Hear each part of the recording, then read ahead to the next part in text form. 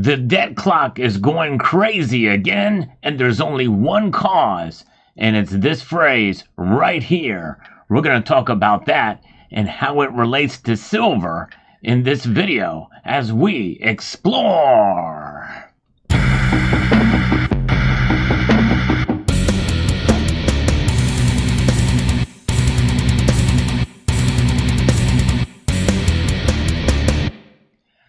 I'm going to get right to the heart of the matter here, folks. The debt is a big enough problem, but there's something even bigger, and that is what contributes to the debt, and that's deficit spending.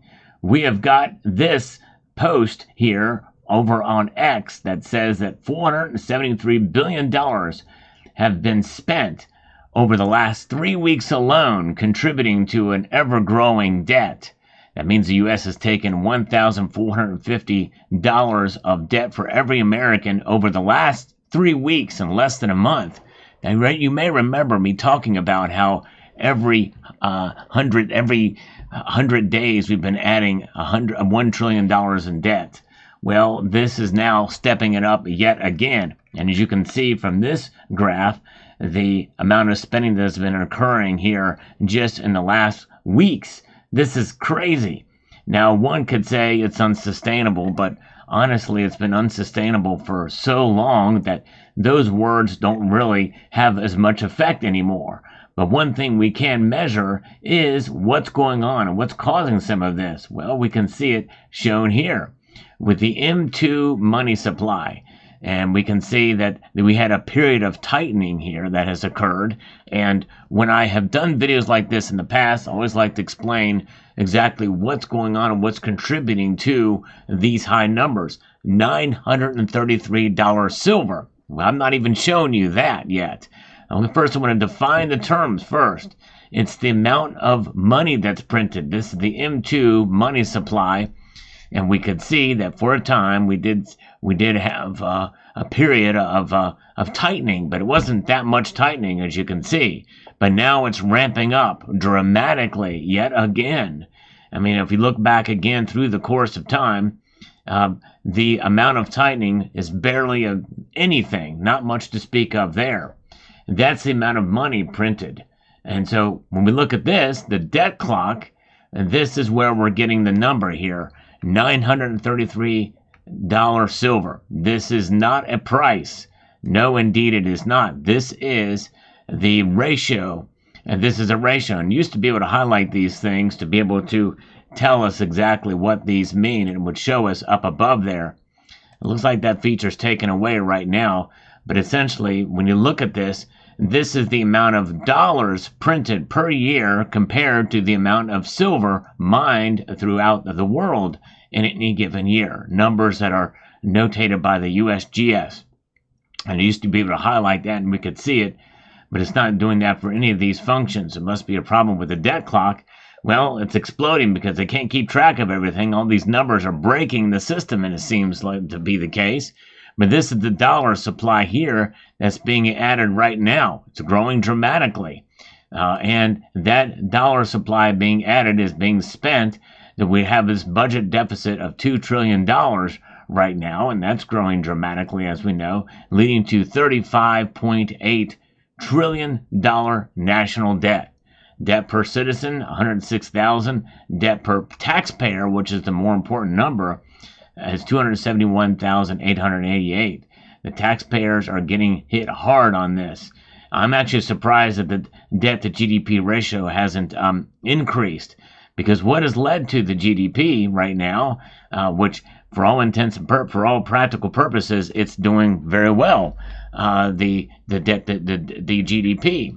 But a lot of that is coming from money we're spending. It's contributing. We're contributing to the GDP. Your tax dollars are directly contributing to it. It's not the free market or anything like that. And that is what's causing it. So this number, and this is a series of videos I've been doing for quite some time about the dollar to silver ratio. This is a much more important number because it gives us an idea of how many dollars are printed, or more importantly, digitized, compared to the amount of silver that's mined every year. And over the last 5 years is $1,555.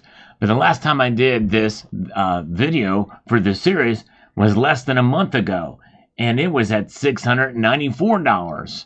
And that gives you an idea, especially when we look back when the Federal Reserve Act was enacted, it was $2.71. So quite a big difference there between what was happening then and where it is right now. $933. It's about to break through to $1,000 plus yet again. And remember, it wasn't that long ago when it was at $0 because, well, the Federal Reserve wasn't creating any new money. Now they are at a dramatic pace. And that means that tells us something. That tells us exactly what this metal is about. It is about something that they cannot print. They have to mine it. They have to work to get it out of the ground. Silver is indeed a metal that has stood the test of time, and it is now breaking time, essentially, because it is utilized in so many different futuristic activities, especially with regards to computing, to photovoltaics, artificial intelligence, a whole number of different applications and uses, and thousands of them. And I think that's amazing. So it has industrial uses, but it's also still a monetary metal. And it has been used as money for thousands of years. So I think that should give us a little bit of encouragement that we are indeed doing the right thing by holding silver in our portfolios in physical form. And a lot of people hold silver in other forms too, and that is this number, the paper to silver ratio. Another important number as to one of the reasons why silver's price may fluctuate dramatically or not, or maybe not move as much as we think it should because of the derivatives markets. There are 408.62 paper versions or electronic versions of silver for every 1 ounce that is stored in order to back this paper versions of it up. In other words, it's not representing silver, it's only representative of silver's price. It is exposure to the price of silver and nothing more. And that's the way the markets are these days, and it is far outpacing the derivatives market compared to gold. But nonetheless, this number is extremely important no matter what the price of silver is today, tomorrow, or any other. That's why I've been doing videos like this since about 2019, when we started to see these repurchase agreements happen with the Federal Reserve, and that's where things really started to kind of move and shift in many ways behind the scenes. And now a lot of that is happening now in plain sight. We're dramatically contributing to the debt and deficit spending. And the thing is, when it's all said and done, one thing is for sure: as these dollars lose value and dissipate in value, silver will maintain its value over the long course of time. And that's why I want to do videos like this to educate you and others about what this means to you as a silver stacker. This is why this is so important, the dollar to silver ratio, even more important than price, because they can only do this for so long. They can inflate the dollar for so long, and they can spend this into oblivion, but they cannot do the same, and they can only use so much silver before it runs out. And I'm not saying silver is going to run out anytime soon, that's for sure. But one thing is for sure: silver, indeed, as you see here in the form of the American Silver Eagle, the United States Mint and government has backed these up. There is $1 put on each one of these. Those contribute to those dollars from the M2 money supply, although it is a speck of essentially part of the atom of a speck of a molecule of a drop in the bucket to the amount of dollars that are printed and distributed around the world. But these dollars indeed are emblazoned upon these planchets that indeed have become coins that we hold as the most popular bullion coin in the world by far, and we hold them in our stacks to protect ourselves against the very thing from which they represent: dollars, silver dollar. It's pretty crazy when you think about it. Nonetheless, there's other types of coins you can buy in rounds, and in the end, they are worth at least spot price. That's right. And that's in terms of the price structure. But what we know is that the dollar to silver ratio is an important thing to understand, that we are headed in the wrong direction, folks. We are contributing to our debt. We are spending ourselves out of problems that our children and grandchildren are going to reap.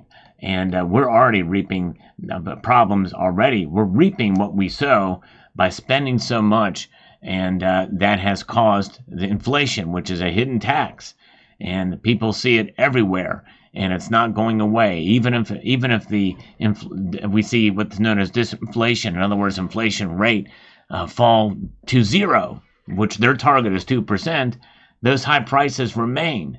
They remain. We're stuck with them.